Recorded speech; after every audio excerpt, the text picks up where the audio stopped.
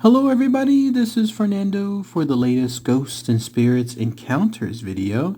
I thought I would mix this one in here mainly because there's an interesting twist associated with this encounter. This actually happened during a music session.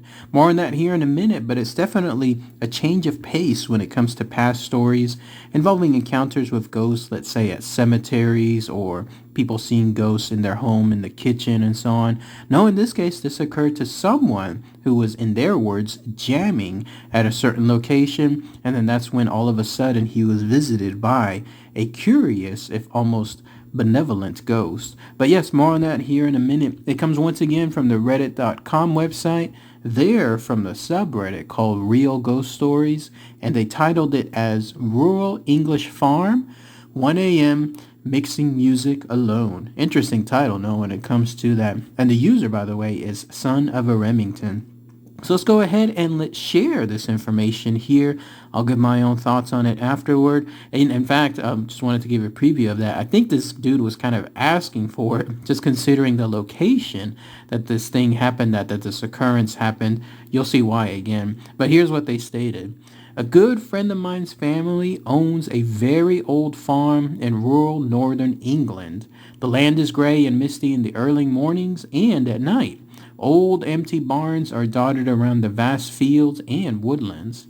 And so we would wander around the old buildings and forage through old, rotten, massive barns and dusty machinery.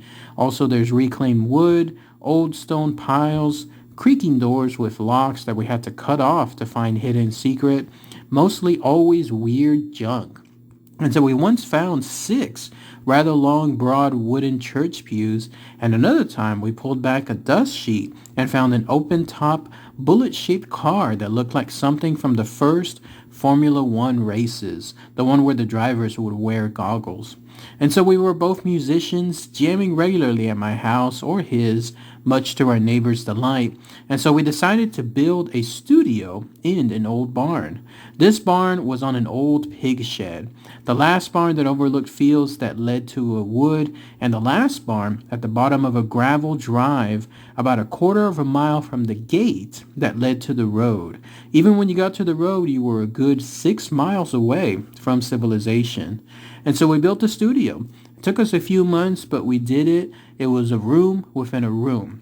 A studio that sat inside of an old, rusty, high-ceiling pig barn.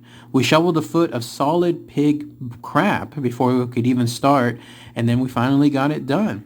We would party and play there most weekends. It was again in the middle of nowhere. One night we had set up a new full drum mic kit, and I had been recording and messing around sitting at the gigantic computer desk we had made out of reclaimed railway sleepers.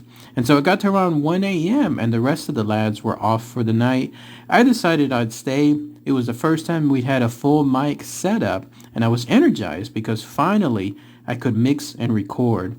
I was used to doing so long late nights at home. I could at least get a taxi from here, even though it would take about 30 minutes to arrive. And I had booze and cigarettes, so I'm fine.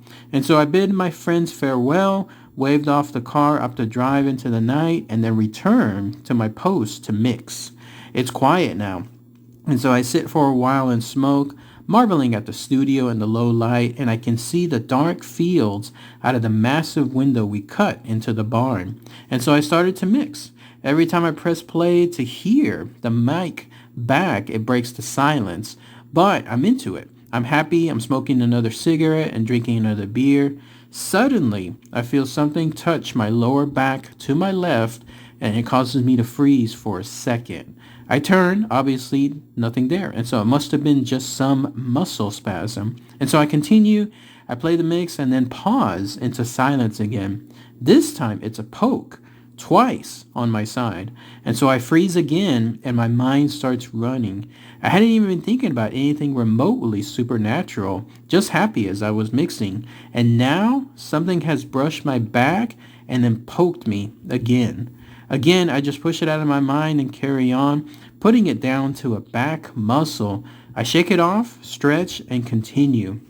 And so about a minute passes, and I'm messing with an equalizer, and I feel two taps again in my back, almost like two fingers being prodded just under my rib cage. And so immediately I'm frozen in panic. I stood up, walked out of the door, didn't lock it, switched the electricity off at the main breaker as I walked by, and then I hurriedly got out my phone for a taxi as I walked a quarter mile alone, passing all the other old barns on either side of me to the road in pitch black at 1 a.m. Never have I been so frightened in my life. I never felt anything like it before or since, and that wasn't a person actually poking me. And then that's it. That's everything that this user, Son of a Remington, mentioned in their encounter. So let's go ahead and let's talk about that here.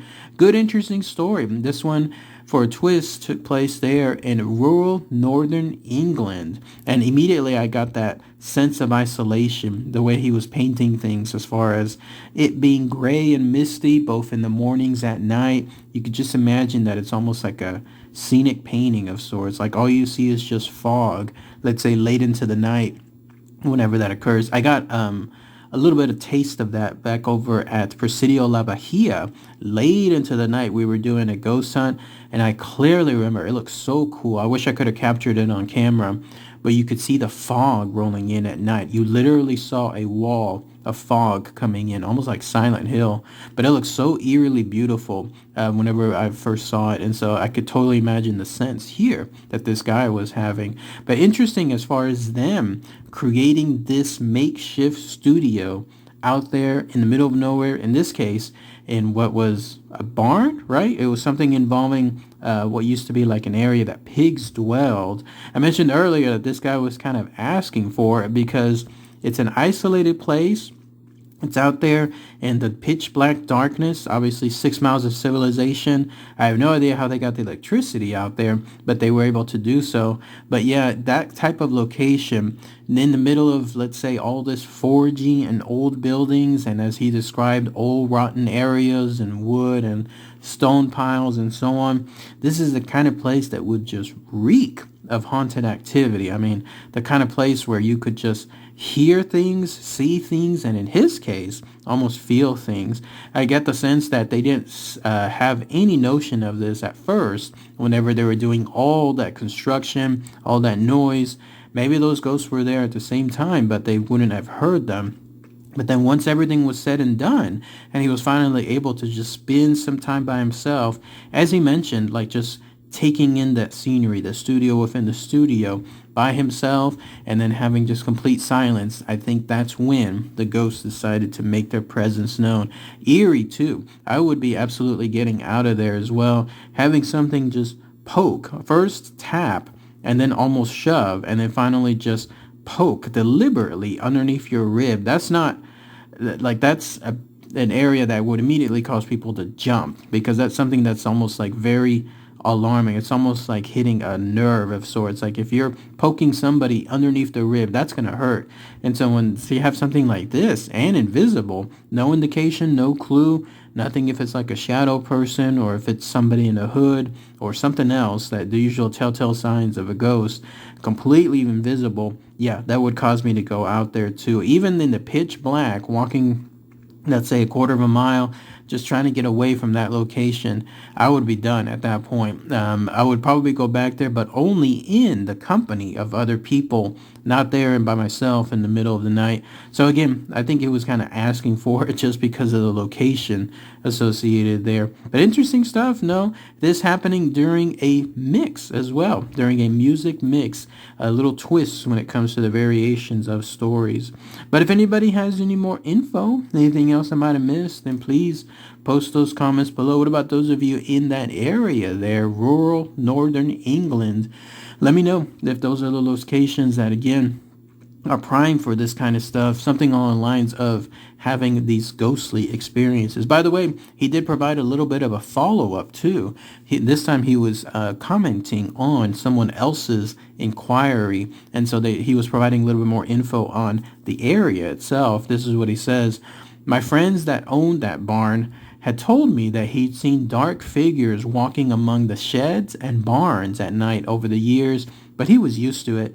A lot of the time he put it down to curious trespassers or thieves, but being alone after feeding animals, moving tractors, and locking up at night, he just pretended he'd not seen to avoid any confrontation. So again, that gives you an idea that this was happening already to the other people that were there before and were there currently, like when it comes to his friends, I guess owning that land, something like that. But yeah, he was seeing that information, seeing those dark figures, and then just passing it off. Here, though, they decided to definitely make their presence known to this other dude when it came to poking him outright. So, all right, everybody. Thanks again as always. Take care. Bye.